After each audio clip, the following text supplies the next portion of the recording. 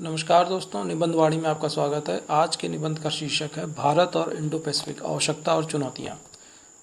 21वीं सदी को एशिया की सदी कहा जा रहा है और इस विचार का केंद्र बिंदु है इंडो पैसिफिक क्षेत्र, जो हिंद महासागर से लेकर पश्चिमी प्रशांत महासागर तक फैला हुआ है। यह क्षेत्र वैश्विक व्यापार, ऊर्जा आपूर्ति, समुद्री परिवहन और भू राजनीतिक रणनीति का केंद्र बन चुका है।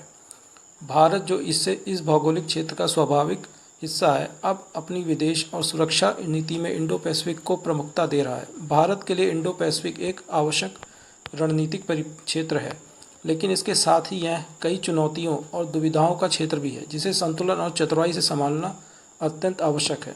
इंडो पैसिफिक की अवधारणा पहली बार जापान के प्रधानमंत्री शिंजो आबे द्वारा 2007 में दी गई थी, लेकिन इसका औपचारिक और व्यापक उपयोग 2010 के बाद अमेरिका, ऑस्ट्रेलिया और भारत द्वारा होने लगा। यह क्षेत्र आज वैश्विक जीडीपी का लगभग 60%, वैश्विक जनसंख्या का 50% और वैश्विक व्यापार का 40% उत्पन्न करता है।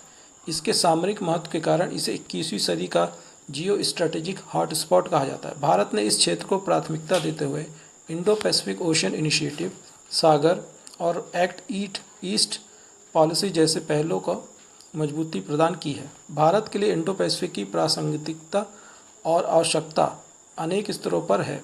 सबसे पहली आवश्यकता है समुद्री सुरक्षा और आर्थिक हितों की रक्षा। भारत का लगभग 90% व्यापार समुद्री मार्गों से होता है, जिसमें से अधिकांश इंडो पैसिफिक क्षेत्र से होकर गुजरते हैं।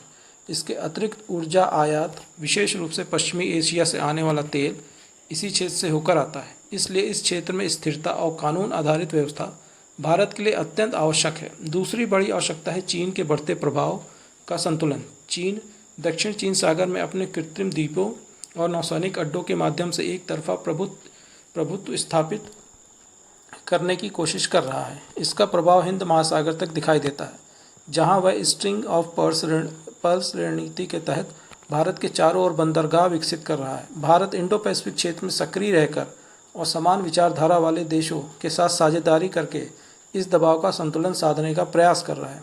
तीसरी आवश्यकता है वैश्विक मंच पर नेतृत्व की भूमिका निभाने की। भारत खुद को एक नेट सिक्योरिटी प्रोवाइडर, साझा समृद्धि का भागीदार और नियम आधारित व्यवस्था का समर्थक मानता है। इंडो पैसिफिक में उसकी सक्रियता उसे वैश्विक दृष्टिकोण को मजबूत करती है। भारत क्वाड, आईओरा और आसियान के साथ साझेदारी के माध्यम से इस भूमिका को साकार कर रहा है। हालांकि इन संभावनाओं के साथ साथ भारत को कई गंभीर चुनौतियों का सामना भी करना पड़ रहा है। सबसे बड़ी चुनौती चीन के साथ रणनीतिक प्रतिस्पर्धा को प्रबंधित करना। एक और भारत को इस क्षेत्र में चीन के आक्रामक रवैये का प्रतिकार करना है। दूसरी ओर चीन के साथ व्यापक व्यापारिक संबंध और सीमा विवादों को भी संभाल रहा है। यह एक जटिल रणनीतिक संतुलन है, जहां भारत को सावधानीपूर्वक कदम उठाने होते हैं। दूसरी चुनौती है कूटनीतिक संतुलन बनाए रखना। भारत अमेरिका, जापान और ऑस्ट्रेलिया जैसे पश्चिमी शक्तियों के साथ क्वाड और अन्य मंचों पर सहयोग कर रहा है। वहीं वह रूस, ईरान और आसियान जैसे देशों के साथ भी अपने संबंध बनाए रखना चाहता है। यह संतुलन तब और चुनौतीपूर्ण हो जाता है जब अमेरिका और चीन या अमेरिका और रूस के बीच तनाव बढ़ते हैं। भारत को ऐसे समय में स्पष्ट, स्वतंत्र और संतुलित विदेश नीति का परिचय देना होता है। तीसरी चुनौती है आंतरिक क्षमताओं की कमी।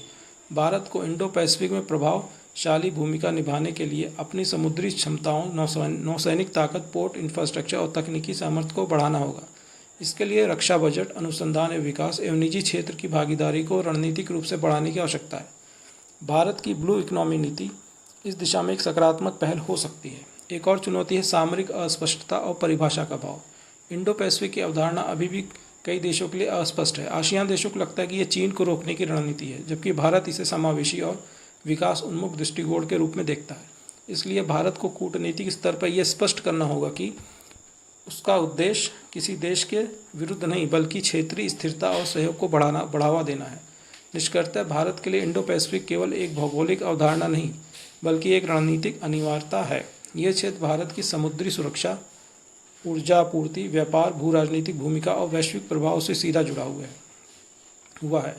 हालांकि इसमें अनेक चुनौतियां हैं, चीन का उभार, रणनीतिक अस्थिरता तथा संसाधनों की कमी, लेकिन भारत एक परिपक्व, सक्रिय और संतुलित दृष्टिकोण अपनाकर इस क्षेत्र में एक निर्णायक शक्ति और जिम्मेदार साझेदार के रूप में उभर सकता है। धन्यवाद दोस्तों। लगभग 800 शब्दों का ये निबंध है इसकी PDF के लिए टेलीग्राम चैनल को ज्वाइन करें, लिंक डिस्क्रिप्शन में है। धन्यवाद।